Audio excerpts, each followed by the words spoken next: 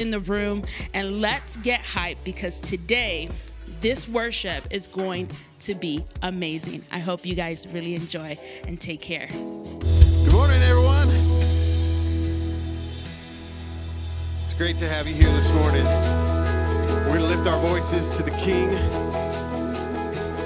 whose promises never fail us. Let's sing it out to him.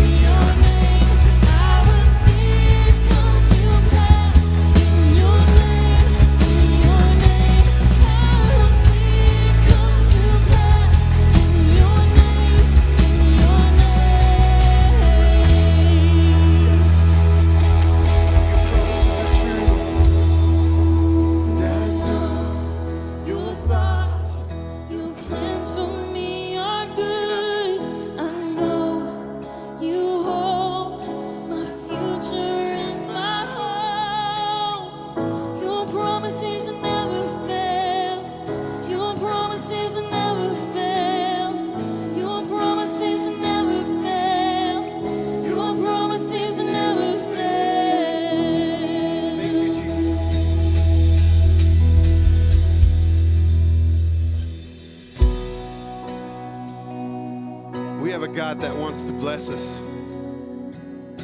He has plans for us that are greater than anything we could ever imagine. So as we sing this blessing over you this morning, just receive it and sing it over someone you love.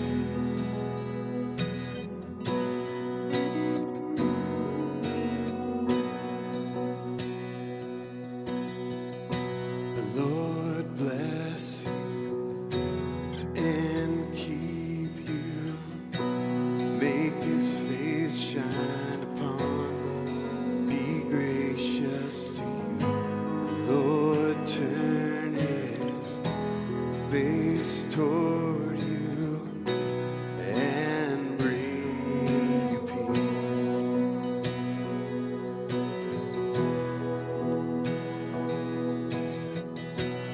The Lord bless you and keep you. Make his face shine upon you, be gracious to you. The Lord turn his face toward you and give you peace. And he will. Let's agree with him and say amen.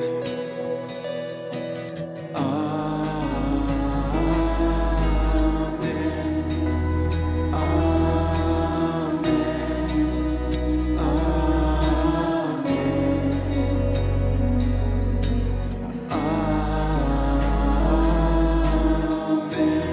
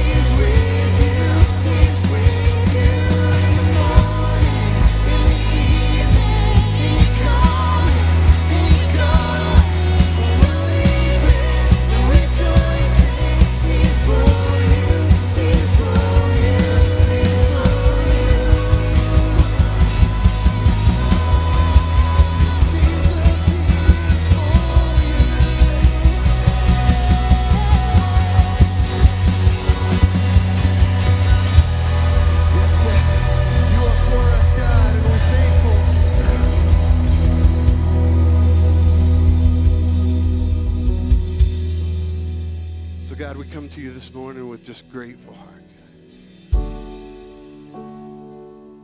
All we can do is just say thank you. You've done so much for us, God.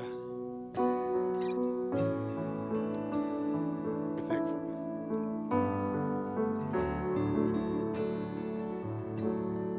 I could sing a billion songs, dance till my feet are numb, spin till I'm empty and poor. We can't praise you enough. No, we can't. Shout till my voice gives way, and leap till I have no strength, and lose my breath trying to explain. I can't praise you enough. And if time were to stop, I could never tell it all words of you, but this'll have to do, 'cause I just wanna thank you. Yes, I just wanna thank you. I just wanna thank you. So grateful. Yes, God. I just wanna thank you. I just wanna thank you. Yes, I just wanna thank you. I'm so grateful. You sing till I found my song. You danced till my heart woke up. Now I move to the rhythm of love. I can't praise you enough. Yeah.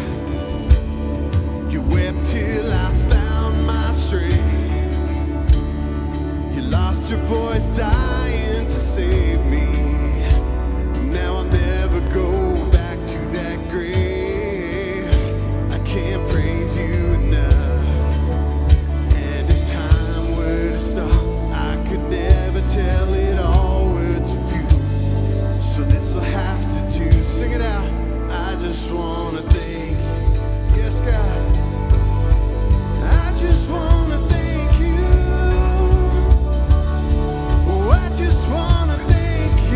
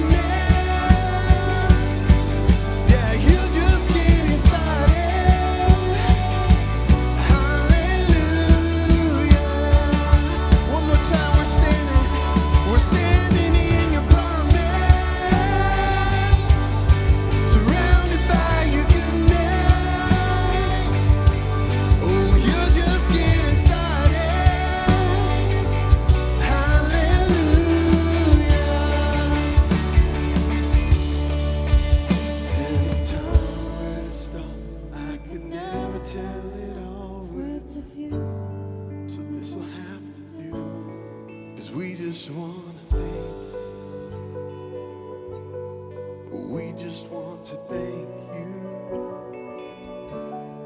We just want to thank you. We're so grateful. Sing it out, church. We just want to thank you. We just want to thank you, Jesus. We just want to thank you.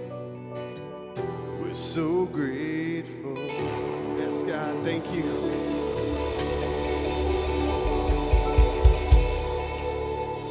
Hey, it was great worshiping with you guys this morning. Go ahead and stand and turn around and say hey to somebody. Thank you.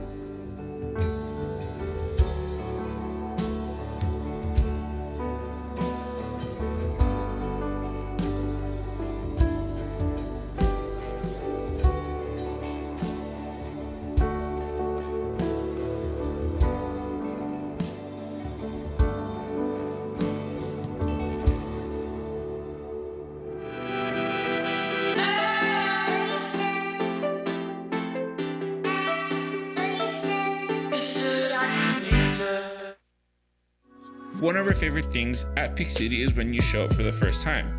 We know that coming to church for the first time takes a ton of courage, and we want to honor that incredible step you've taken. If you're visiting us for the first time, we got a special gift for you.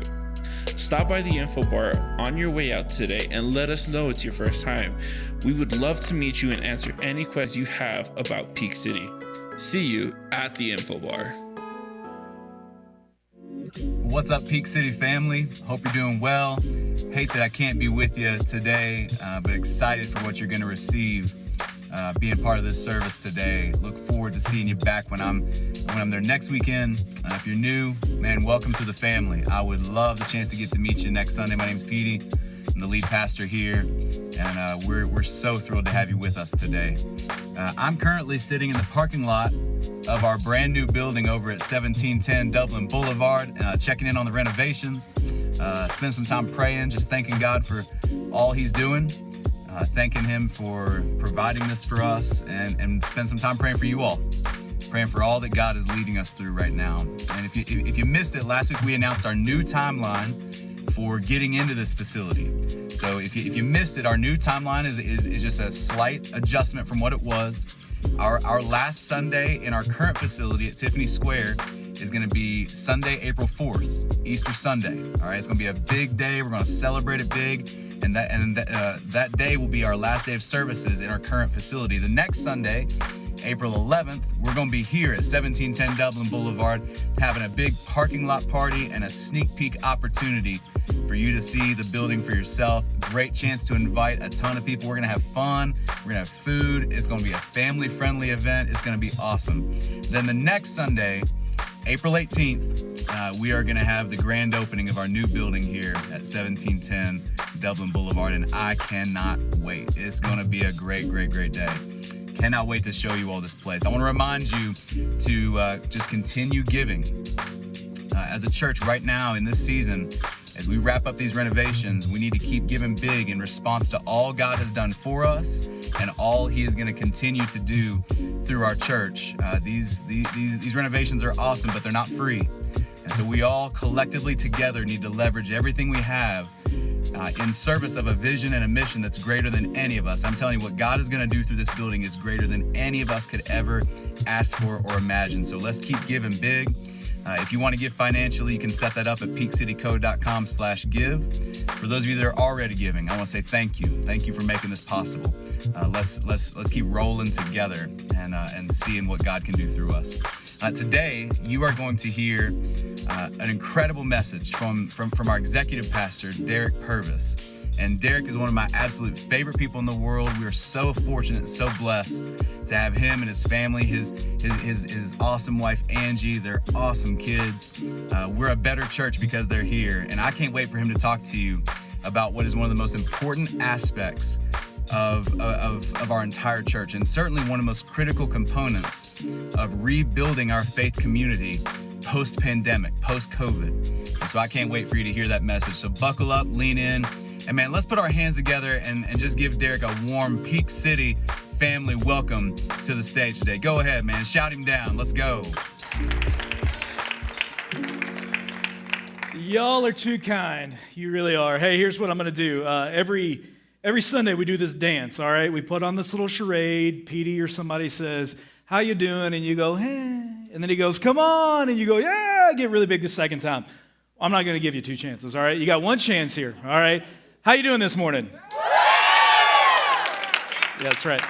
I'm going to tell Petey, I don't have to ask twice. When I do it, everybody, they're excited. They're pumped to see me. Hey, Petey mentioned Easter is coming up. It's around the corner. And man, I'm a history guy. I'm a lineage guy. I love, the past and what it means. I think it's awesome that we're going to end our last time in this room is going to be on Easter. I think it's really cool. So we wanted to tell you, too. That's right, you can clap for that. We got a great opportunity for you, great experience. I wanted to give you those times. We're going to do a Saturday night service in here at 5 that weekend on April 3rd, then April 4th, Easter Sunday. We're going to do 8 a.m. Who's an early riser? Anybody like getting up early? Me? I'd come to that 8 a.m. The rest of you know. All right, I'll be alone. That's fine. 8 a.m., 9:30, and 11. So those times are a little bit different than the norm. But I would say this, man. If you say Peak City's my home church and I want to make some room for people, come to that 5 or come to that 8. That would make room so people can come to that 9:30 and 11 and have a better experience. We don't want them to be overcrowded in here, especially with COVID stuff. So if you can make that effort, that'd be awesome. If not, I don't care. Just come. We just want you here inviting some people too. So I want to start today with, maybe whining. You okay if I whine a little bit? If I have a little bit of self-pity. You ever have one of those experiences like you go, man, this stinks, like waving your fists in the air saying, why God, why have you done this to me? Like the input that you put into something doesn't match, it's disproportionate to the output that thing gives back to you. I mean, that's the experience I had a couple weeks ago. We're doing a lot of home renovation stuff. We bought a fixer-upper, and last week I said, I'm going to tackle these bathroom floors. So we have 3 bathrooms in our house, 1 in the basement, 2 upstairs, and they need flooring. The flooring looks like it's ancient, all right? It's very, very old. So put flooring in the basement bathroom first. I had to pull the old floor, take out the washer and dryer, remove the toilet. You ever removed a toilet? That's fun. That's a great time. And then I put that flooring down, and then I put the toilet back, put the washer and dryer back, and all was well. It looked awesome. Like I'm taking pictures, bragging about it on the internet, how awesome I am. I'm freaking Chip Gaines up here, man. I mean, I'm doing it. And I'm making it happen. It looks so good. That was on Friday. I'm off on Friday, so I did that on Friday. Saturday, I'm feeling so good. All right, I get into the same mode. I go upstairs to our master bathroom. I pull that toilet. I put new floor down. Looks awesome. Looks incredible. I'm excited about it. And then my son runs upstairs that afternoon, and he said, the basement's flooded. The toilet's leaking. I don't feel so Chip Gaines, all right? So I go downstairs. I'm panicking. Oh, man. So I'll pull the old floor up, I turn that water off, and I think, I guess I installed this toilet wrong. So I go to YouTube, and I start watching videos about installing toilets. If you've ever done it, it actually isn't that hard, all right? But I thought, maybe I did something wrong. I'm going to get my doctorate in toilet science, all right? So I go online, and I watch every video, and I become an expert, all right? Plumbers are calling me for advice at this point. I'm such an expert. So I pull that old toilet, and I put it back down again. And I think, okay, all is well. I dried off the floors, put them back down. We're good. And then I got paranoid. All right, you ever do this? I got paranoid about that upstairs toilet. What if I did that wrong? Because if I did that wrong, I'm going to have water pouring through the ceiling into the basement, and I got to make sure that's right. So I go upstairs to reinstall that toilet. It's a pretty simple task. I go to turn the water off.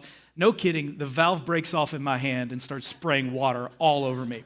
So I'm panicking. I'm yelling for help. Kids, wife, someone come help me. My son comes up. I say, go get something. He brings a piece of Tupperware about this big. So I'm bailing water into the shower. I run downstairs to turn the main water off, like in the house, the whole water shut off. When I go to turn that off, it's raining in my basement. All right, raining from the ceiling into the floors that I just pulled and reinstalled from drying from the first flood. I've got now a second flood on my hands. So I run to Lowe's. I turn the water off, run to Lowe's, get a new valve, cut off the old one, put on a new one. I'm like, ooh, what an experience. This has been a bad day. Like, man, I am not well, okay? My anxiety level is high. I'm a little bit anxious, and I'm frustrated at what has happened. 2 floods in one day, 1 upstairs, 1 downstairs. But, hey, we got it. We figured it out. Till later that night when there was a 3rd flood. I want you to pity me more, all right? A 3rd flood. 3 times I had a flood. And I realized at that point, it was never the toilets. Never was the toilets. The washing machine has a hose for the drain that goes into a drain, and that wasn't there, all right? It was just spraying right on to the floor. So everything I'd done that day, completely unnecessary, all right? Took this toilet out, reinstall it. Took that toilet out, broke the valve, reinstall it. Never had to happen. All I had to do, if you've ever installed the drain hose into a drain for a washing machine, let me show you how simple it is. You take the hose and you put it in the drain. That's it. That's all you got to do. It's super simple, but I'd spent all day soaking wet. I'd changed my clothes like 3 times. Every single towel in my house, I had every bath towel, every beach towel, every wash rag was soaking wet from cleaning up flood after flood after flood. I was chasing down all these other plumbing connections when my one issue I had was simple and easy, but I could fix all these things. Without fixing that, I'm still going to have that water on the floor and that stink of mildew in my nose. But, and I'll come back to that, because that's kind of what we've been at in this journey through Colossians. All right, we've been in this series. The church has left the building. Man, Petey has been phenomenal. Like, I've been calling him Sammy Sosa. Like, he's hitting them out of the park week after week after week. I've come today to lower your standards for preaching, okay?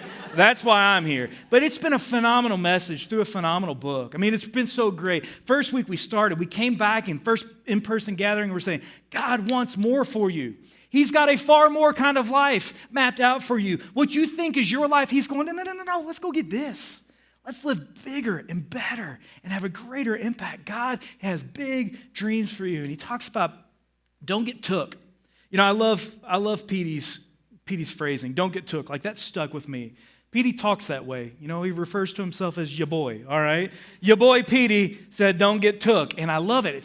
This world is trying to snatch you away from that life that God has in front of you. And if you get took, you will get pulled in the wrong direction. Then a couple weeks ago, man, he had a bridge up here. And he says, we have this path that we go back to our sin. All right, we go back to behavior that we know is not good for us. We know makes us feel bad, and we know it hurts us on the inside, and it hurts others too. And Petey said, burn that bridge. Get rid of that bridge. Don't walk back that way. And he said, it's simple, it's basic, it's all about Jesus. It's been a phenomenal series that I've walked through. But in Colossians, the first 2 chapters, all about these incredible things. Then it takes a turn. All right, it's a little bit like my plumbing. It's a little bit like, hey, you can do all these other things, but there's this one thing that if you don't do, you're still going to have water on the floor. All right, if you don't do this one thing, you'll still have that flood in your basement. Those other things are good, but you got to do this. He talks about others. First couple of chapters of Colossians, you and God, you and God, you and God, you and God, you and God. And then he takes this turn, the writer of Colossians, his name's Paul. He says, but there's also you and God and others. And it's really important. Let's read this passage. Colossians 3, 12 through 15, it says, therefore, as God's chosen people, holy and dearly beloved, clothe yourselves with compassion, kindness, humility, gentleness, and patience. Bear with each other and forgive one another. If any of you has a grievance against someone, forgive as the Lord forgave you. And over all these virtues, put on love, which binds them all together in perfect unity. Let the peace of Christ rule in your hearts, since as members of one body you were called to peace. Colossians goes, you and God, you and God, you and God, you and God. And then it takes a turn and says, you and God, and there's other people there too. And he's saying this, Paul's saying, we need one another. We need one another. We can't do this thing alone. The flow of Colossians, I think, is brilliant. It's exposing all these things you need to do as an individual, all right? But it's also saying this, but if you don't do them in the context of community, these things won't work. It's just like my plumbing. I can do all these things. These are good things to do. Fixing my toilet, fixing that, that's fine. But if I don't do this community thing, I'm still having water on the floor. That's what we have to remind ourselves. If I'm going to walk this path and I'm trying to figure these things out, man, Petey has inspired us to do good things. I have to do it in the context of one another. So I'd ask you, are you running around right now trying to fix some leaky pipes in your life? And are you fighting the battles? Are you daily just up against stress and anxiety? Are you panicking and bailing the water of life and it just keeps flooding all around you and you're going, what do I do? What do I do? What do I do? I'm trying to turn off this valve of sin in my life. I'm trying to make right choices. I know God wants more for me and I'm trying to reach those choices, but I don't know how to do it. I would say this, it won't happen unless you do it in the context of community. Got to do it in the context of community. Colossians 3:15 in the Message translation, it says this: let the peace of Christ keep you in tune with each other, in step with each other. None of this going off and doing your own thing. None of this going off and doing your own thing. Paul's drawing a very clear line in the sand here, saying, I've got a great plan. If you walk like this, you will absolutely see God do incredible things, but none of this going off and doing your own thing. And we kind of have a tendency to do that. But I want to show you what I mean by this. I want to show you why it's so important. So I'm going to have some friends up here with me today. First, I want to invite my friend Keith. I just moved here 6 months ago, and I really didn't know anybody. But I did know this guy. I want to tell you a little bit about this guy, Keith. Keith and I were baptized in Louisville, Kentucky on the same day in 1998. We were high school students. We were 17. We were both really mature. We laughed at each other a lot. And we just thought one another was a good time, all right? Keith's one of the guys that, I always say, I wasn't won over to Jesus first. I was won over to a group of guys, and Keith was one of those guys. I was like, these guys are fun, and there's something about them that I like. So Keith and I have been friends for a long time. About 9 or 10 months ago, I told Keith, hey, man, I'm doing this new thing. I'm going to move to Colorado, and this church, it's called Peak City. It wasn't called that. It was called Red Rock, but that's a little confusing. It's called Peak City, and I know God's really got big plans for me. Well, Keith called a couple days later. Keith and his wife, Ashley, they have 3 boys. Keith said, hey, we love you and Angie, and we feel like God's doing something in our lives, and we're going to come too. So they packed up their stuff in Louisville, Kentucky, and they moved here. I want to tell you, that's not normal, all right? Our relationship is not normal. Yeah, give him a hand. He's freaking incredible. So this guy followed this path out here, and this is not like a friend. This is like a brother, all right? And that's how we communicate. That's how we talk to one another. But I'm so blessed that he's here too. So you had Keith, and really, I didn't know anybody else. So I had to make friends. You may not know this. I stood on the stage literally and said, anybody want to be my friend? All right? I need to make some friends. So I got to know some guys. Next guy I want to introduce you to, you may know him. His name's Josh. Josh is on staff here. Josh has 3 incredible teenage kids. And we have kids the same ages. We have a 4th, a 9-year-old girl. I'm trying to get him to adopt a 9-year-old girl so they can. He's not into it, but man, Josh and I talk a whole lot about parenting. Talk a lot about ministry. We have that with one another. If you know Josh, so if you know me, I'm on high blood pressure medicine because I'm high strung. Josh is like the most chill guy in the world. So I'm Chicken Little. The sky's falling, and Josh is like, "We're cool, man. Like, relax. We're good." So this guy is a great counterweight to me as well. Next guy I want to introduce you to is Rob. Rob, come on up here. I know as Rob walks up, I just want to clarify one thing. You may be getting excited and think, whoa, that's Johnny McEnroe. It's not. It's Rob Redfield. If you know Robbie, he's actually younger than Johnny McEnroe. He'll tell you that too. I told him I was going to say this, and I say this jokingly, but I mean this. Rob's my old guy. Everybody needs an old guy. Everybody needs an old guy. So Rob early on, so let's go get coffee. And I got to know him a little bit, and I realized he and I are a lot alike. We're a lot alike, but he's a few stages of life ahead of me. And there are not many things that I could say to Rob that he wouldn't go, oh yeah, I've experienced something like that as well in my life. So he offers wisdom and insight into things that I don't have on my own. So go get yourself an old guy like Rob. But no, we're good.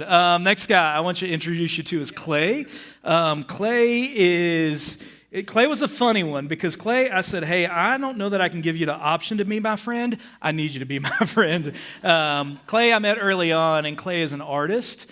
Clay is very slow to speak. He's very kind. He thinks a lot about people. And I have a tendency to just push and truck and just go, there's the goal. I'm going to get there as efficiently and as fast as possible. A guy like Clay is a different kind of counterweight for me. All right, we talk about things, we talk about ministry, we talk about life, we talk about marriage, we talk about raising our kids, and he just thinks differently than me. So I said, I don't really want to give you the option. I need you to hang out with me, be my friend, and he accepted. I don't know that I'm his friend, but he's certainly mine for sure.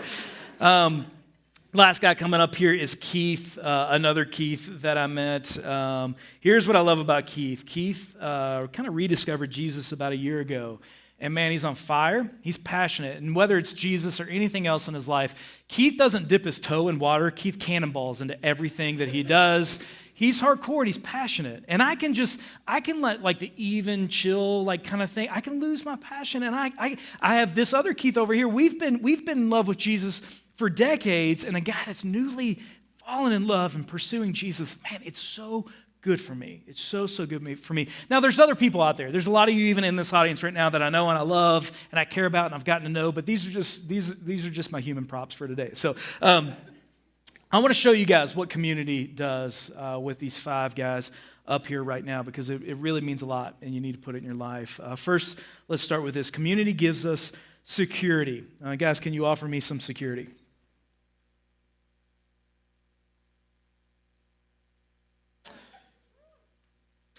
That's right. Don't laugh too hard. I told them to look tough and not giggle, all right? Keith is my toughest looking one, and he giggles a lot. So community offers security. And I know this is the sake of illustration, but is there a man or a woman that thinks they can take me out right now? Anybody want to take a run at me? Come on, big boy. Where are you at? People want to take you out. The world's a hard place. It's a difficult world sometimes, and people will try to take you out. 1 Peter 5:8 says, your enemy, the devil, prowls around like a roaring lion looking for someone to devour. There's an enemy out there trying to devour you. And I don't want to go toe-to-toe with a lion. No one does. But if I did have to, I'd feel better with these guys. And here's the reality, too. The world is so hard, sometimes you go down. Somebody at work that's mean to you, somebody says lies about you, somebody mistreats you, you're in an abusive relationship. You make a bad choice that puts you in a bad place. Even if it is your own choice, you get in a bad place. You've got life coming at you so hard. There's a global pandemic. It's really, really difficult, and sometimes you get knocked down. Look what happens. I get knocked down. Happens to me sometimes. What are you guys going to do if I get knocked down?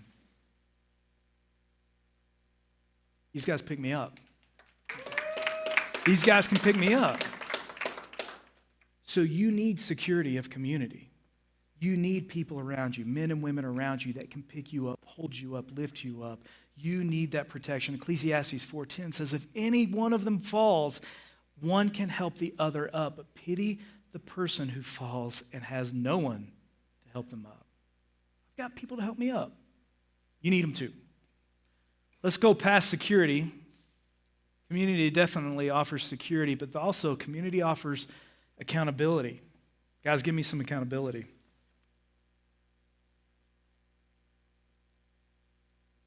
This can make me a little uncomfortable. And we talked about resisting sin. We've talked about not getting took. Don't get took in your life.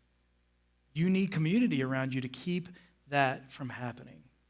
Every single one of us resists sin every day. I'm going to pick a simple one, and it's a go-to one, but I want to talk about, especially men, like the content on screens can really be a temptation. It can be something that lures you away from God's plan. So if I've got these guys around me and I have my screen open, what's this say? It's actually a text from Keith that says he's holding me accountable. Well, thank you. The reality. You need people around you. And I know that's a physical, literal metaphor, but you need people around you. Actually, guys, back up a little bit. Don't be my friends, be my buddies, all right? Like, we drink a beer together, we'll watch the game, we'll go mountain biking, but we're friends, but I can hold this close to my chest. But see, we have a tendency to do that too. I have people around me, and I call them my friends, but they're not close. Guys, come back in, hold me accountable. You need to be intimate with people. You need to be vulnerable with people. You need to be raw with people. We say that around here, but they need to be close enough to call you out. I had a buddy recently. He said to me, hey, you doing okay? I said, yeah, I'm good. I gave him the padded answers, the fine, good, okay. And he said, no, you're not. And he lovingly and kindly challenged me. He said, you've kind of been in a bad mood for a week or two. What's going on? And he was dead right. I'd been grumpy. I'd let the enemy kind of tell me some things that weren't true, and I was believing those lies, and it had changed my mood. He said something to me. I went home and got to tell Angie, I'm sorry, I've been grumpy. Angie said, I love you and I forgive you. I'm glad that you realize that and you're moving forward. That kind of thing happens when you have the accountability of others. Proverbs 27:17 says, as iron sharpens iron, so one person sharpens another. That's a great verse. A lot of us that have been around the church have heard that. We quote it. But I don't know that we think about it. Iron sharpens iron through friction. It's hot. There's sparks sometimes that fly. Guys, come in. Give me a little bit more accountability. You know who's the most uncomfortable person in this room right now? Me. Doesn't always feel good. We're going to make one another better by holding one another accountable.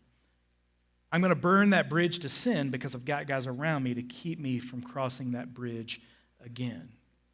Community gives us accountability. Let's talk about one more.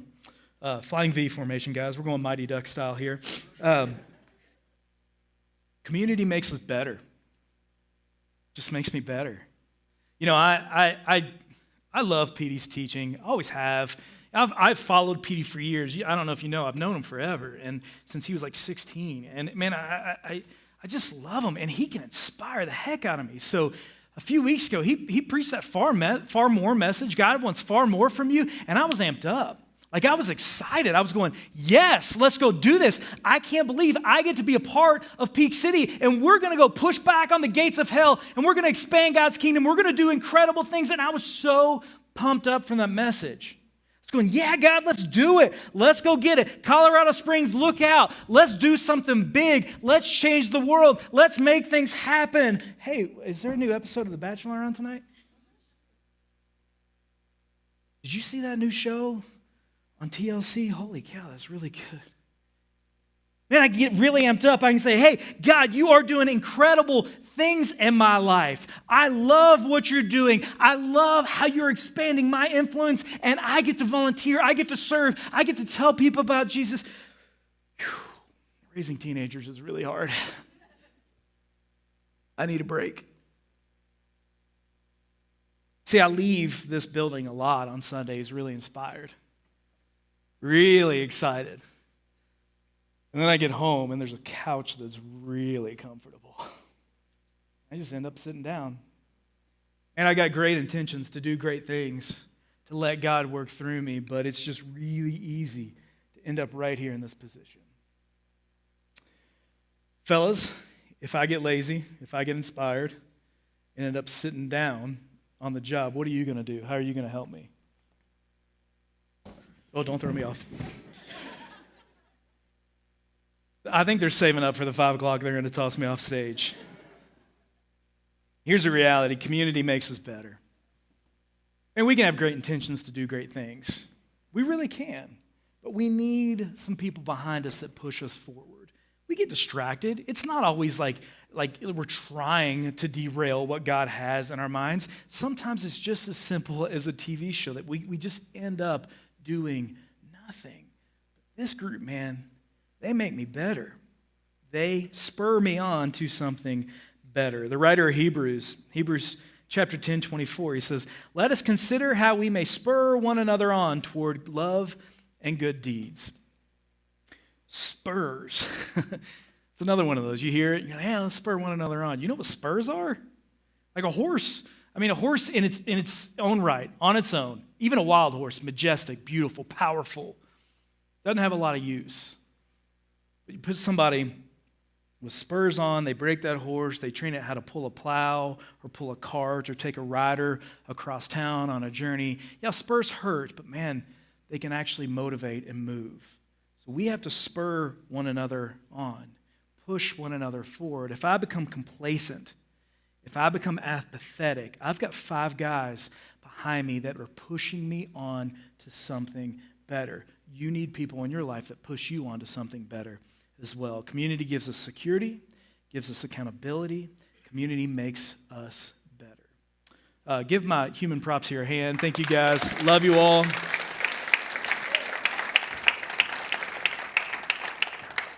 We need community.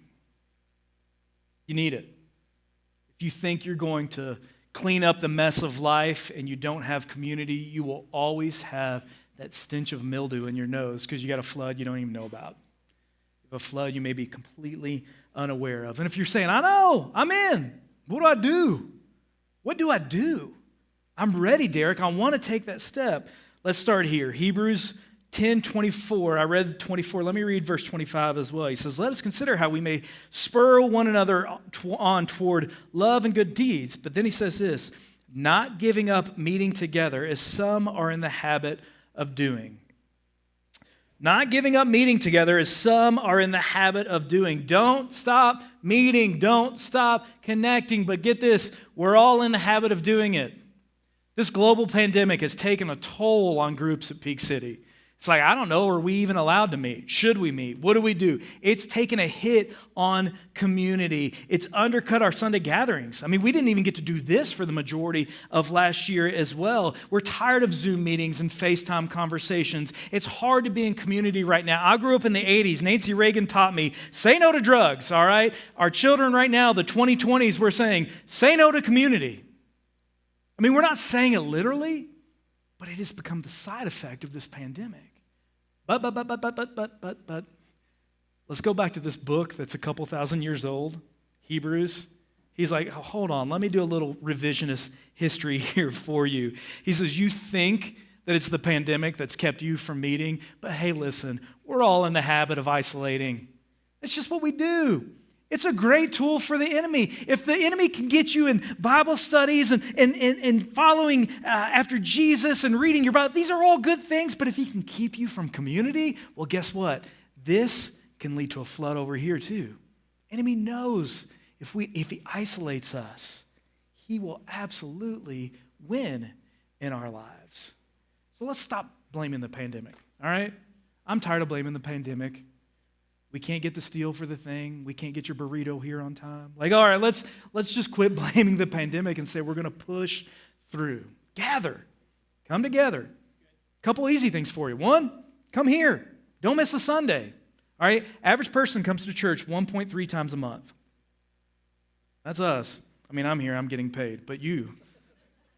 1.3 times a month. 15, 20 times a year, maybe. And it can feel like you're a part of the community, but you're not. I'd say this, come early. Come on time, but come early. Come early. Cross the room. Introduce yourself to somebody. Be here and say hello. Respect the boundaries. Pull your mask up if you want to. You can put the six. I'm not saying that. Those are great things. But make an effort to connect with people. The other thing I think we need, and this is a lot of what today's about, you need to join a group. You need to have a group in your life that can be there behind you for security, for accountability, and to push you forward. So I want to talk a little bit about groups here. And if you're already in a group, that's great. If you're not in a group, you need to be a part of this too. I want to tell you a little bit about our new groups at Peak City, what groups are going to look like. 3 things about these groups. One, they're open market groups. Open market means this. We'll have groups that can meet all the time. A leader can say, I want to choose my time, my day of the week, and I want to choose my audience. I want my audience to be empty nesters, or I want my audience to be young guys in their 20s, whatever. You just choose your audience, and then there's a directory online where you can just go look and see, oh, this is what exists or what doesn't. And in that, if you're brand new to Jesus and you don't know who he is, you can choose a group in that way. If you go, I'm all about the hardcore Bible study, choose a group that does that too. It's an open market. Whatever you want, you can do. And we'll vet those groups and those leaders, and we'll put those out there on the directory. And if you don't see what you want on that directory, I could say, maybe you should lead that group, all right? If you want to do that on your own, that's great. You can come to the training and you can be a part of this open directory, an open market group. You can jump in on that as well. Second thing is they're semester-based, 3 or 4 months at a time. That's how long you commit. Does that mean a group has to stop meeting after 3 or 4 months? No, not at all. Not at all. But the groups will have semesters that will be a start and an end. And the start is an opportunity for people to join. The end is an opportunity to people to off-ramp. Maybe they go, hey, this isn't working for me. A lifelong commitment. We called them life groups at my previous church. And I talked to this one guy who's brand new to Jesus, brand new to church. And he's like, life groups? Like a life sentence? Like that was the comparison in his mind. I was like, oh, yeah. Like, you know, the best community is organic. It's just people you meet, you hit it off. Well, a semester-based system means you can try it. If it doesn't work, you've not made a lifelong commitment. You can go to another group. It also, if your group is meeting and you don't want to stop meeting, that's fine too. I'm not going to show up to your house and say you can't meet. You can keep meeting, but it gives an opportunity to evaluate and check in and say, do we want to keep going? Do we need to split up and do different groups? Life is seasonal. Our groups are going to be seasonal as well. So they're semester-based groups. Last thing we have for our groups, they're unified discussion.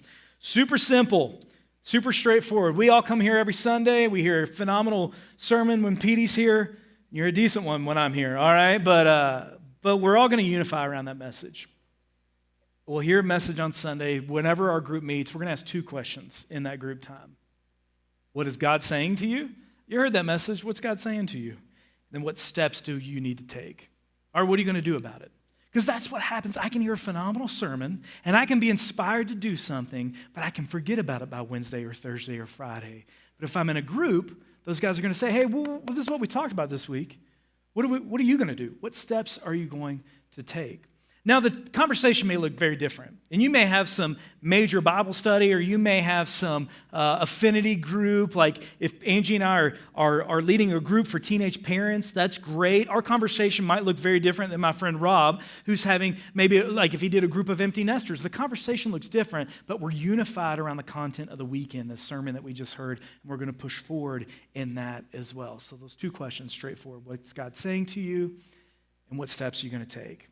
Every single group will talk about that every week. So let me give you an example I'm thinking about for me. I'm thinking about doing a mountain biking group on Saturday mornings, like maybe the summer semester. It'd be a good time to do it. Weather's nice. We can meet in a parking lot, ask those 2 questions. Men, women, whoever wanted to come, students, teenagers, whoever wants to come. We're going to ask these 2 questions. What did you think about that sermon? What did God say to you in that sermon? What are you going to do about it? What steps are you going to take? We may take 15 minutes to talk about that. We may take 45 minutes, and then afterwards we're going to hop on our bikes, ride around town, ride some trails. Be great. Be fun. You know what? That's evangelistic too. Somebody that may not want to come in this building and do this thing, they may want to come mountain biking with me so they could come to my group. That's great. I would be an open group that you could do that. But you can make your group look like whatever you wanted, and it could go up on that directory. People could sign up, search for you, and be a part of it. So here's what I want. Everyone in this room, got an assignment for you. Whether you're in a group or not, we have a page on our website, peakcityco.com/groups. I want you to go to that page. I don't even care if you get your phone out right now. I'll ignore it during the sermon. I want you to go to peakcityco.com/groups. And there's a couple questions. If you're in a group already, just tell me, I'm in a group. Here's what we're doing. I'll contact you. We'll figure it out. We'll make sure your group is a part of that directory, all right? If you're not in a group, you're saying, I just want to know when the directory is open. I'll put you on a mailing list. If you want to lead a group, if you have an idea for a group. I had a guy literally yesterday, tell me, I have an idea for a group of mountain bikers. I said, that's in my sermon tomorrow. Who sent you my sermon? But he had an idea. He wanted to lead people. If you've got an idea like that, jump in. All right? Be a part of it. All of that is at peakcityco.com/groups. Please hit up that page. I want every single one of you to do that. We got to put you in groups, and I want to do one quick plug here too. If you're going, what the heck is this guy? I'm not sure that I'm ready. Did you see how close those men were breathing down his neck? I'm not ready for that. I'll give you a first step kind of group. All right? This Wednesday night, I'm going to do culture class. Culture class is just us taking a deeper dive into who we are as a church. This Wednesday night, 6 o'clock right here in this building, let's come together. 3 weeks long, all right? You can dip your toe in that water. You can say, let me experiment and see what group life might be like. Come here, I'm leading it. You know me, we're friends now, all right? We're going to hang out, and we're going to talk about what it means to be a part of Peak City. I would love to have you there. But I want to close with this. I had a mess on my hands last week. The toilet and the flood and the running out of towels and the panic and the yelling and the all of that crazy work. I mean, it was absolutely out of control. Every one of these guys that stood up here with me, when I told them that story, they were like, why didn't you call me? I went, I don't know. I think that's a part of my sermon. We just have a tendency to isolate. I suffered solo. I mean, I was a mess. I told Angie that was the most stressful day of my life. I've been through some crazy stuff, but the toilet fiasco of 2021 wrecked me. And I suffered solo. I have no idea why. If you're here today and you're rolling your eyes a little bit, you're here today and you're going, I've tried that before. The enemy may be putting some blinders on for you to suffer solo. And you don't have to. If you're new here today, I want to close with this verse. It's one of my favorites. John 15:13 says, there's no greater love than to lay down one's life for one's friends. Very specific. We know who that's talking about. It's Jesus. We talk about friendship. And it'd be a missed opportunity if I didn't tell you, you've got somebody who loves you so much, he died for you. He gave his life up for you. You may not even know it. You may not even understand it. So really 2 things today. We're going to go ahead and answer that question. What's your next step? If you know Jesus and you know that he gave his life up for you and you accepted that, that's awesome. Easy step for you. Go to peakcityco.com/groups. Go to that page. Let us know where you are. Dip your toe in that water. We'll get you connected over the next month or so. If you don't know Jesus, here's your step. Let's talk about it. I'm going to go to the lobby after service. I'll go out there. We can hang. If you just want to say, who's this guy? I'd love to tell you about Jesus. Best friend you never even knew you had. And he models friendship for us. No greater love than to put your life down for your friend. That's the kind of friendships we want to have here at Peak City. What we do on Sunday mornings, singing songs, learning, teaching, that's great. But the church, what the church is, hey, the church has left the building. Our goal is that you leave this place and you're friends with one another. You go have that community with one another, and you don't go off and do your own thing. Hit up that page on the website. Come talk to me if you want to know about Jesus. Why don't you stand up right now, and we're going to pray to close our service. God, we love you. Man, I love the people in this room. 6 months' time, I said, you know what? I'm going to make it a goal to make really strong relationships quickly. And you have revealed yourself through the people here at Peak City. I've done that very thing, and I know that's doable for every single person in this room. I want to pray for anybody that's been hurt right now, anybody that's been burned by relationships, anybody that's hearing these words and going, I don't know that that's for me. Help them to hear the words in Hebrews that say, hey, we all kind of have a tendency to do that, but we all need one another. So I pray for community.